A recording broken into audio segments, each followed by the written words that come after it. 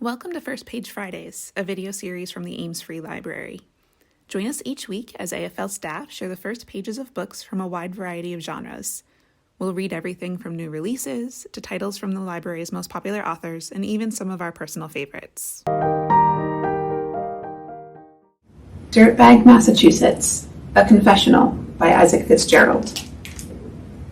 When stray dogs finally catch you in the alley, you don't consider their point of view. But when the wounds are healed and the scars are shiny, sometimes then you do. John Darnell, As Many Candles as Possible. Family stories. My parents were married when they had me, just to different people. That's the way I open every story when I'm asked about my childhood. I was a child of passion, a happy little accident. Or, put another way, I was born of sin. A mistake in human form, a bomb aimed perfectly to blow up both my parents' lives.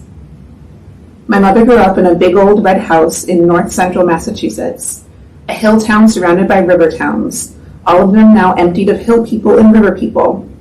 Their main streets boarded up after most of the industrial jobs moved down south, before moving out of the country entirely. The house dated back to the 1700s, set on a farm on an ancient turnpike. My mother grew up there among sheep and chickens and geese and even a few horses and a goat.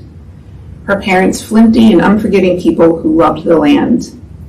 My mother worked hard, went to a respectable college in Maine, married a Unitarian minister. They had a little boy, Joel. Her life was idyllic, apart from the restlessness in her heart. My father was born to mill workers in New Bedford, Massachusetts.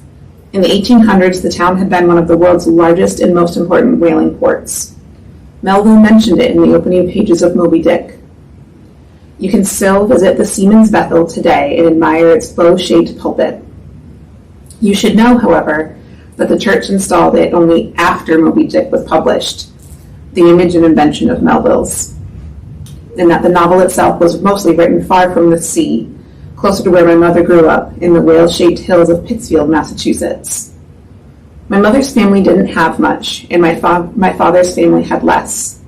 New Bedford, like any good fishing port, was a rough town back then, and when he was growing up, my father made trouble the way children in rough towns do, but he was also the first of his family to go to college, after which he got a good job selling textbooks and eventually married his high school girlfriend.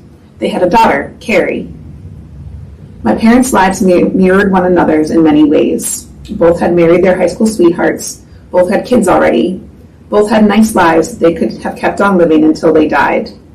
Both were smart, itchy, unstudied people who had read too many books, if such a thing is possible, and I'm pretty sure it is. When the whaling industry began to fall apart, many of the whalers moved west to California, hoping to find their fortune. I mention this only because before they met each other, both of my parents did the same, moved to California looking for a better life. But both returned to the East Coast without discovering whatever kind of gold it was they were seeking. Years later, believing I was the first in my family to do so, I would do the same, only to find that in an attempt to escape my parents' shadows, I had simply been following their stained and tattered map.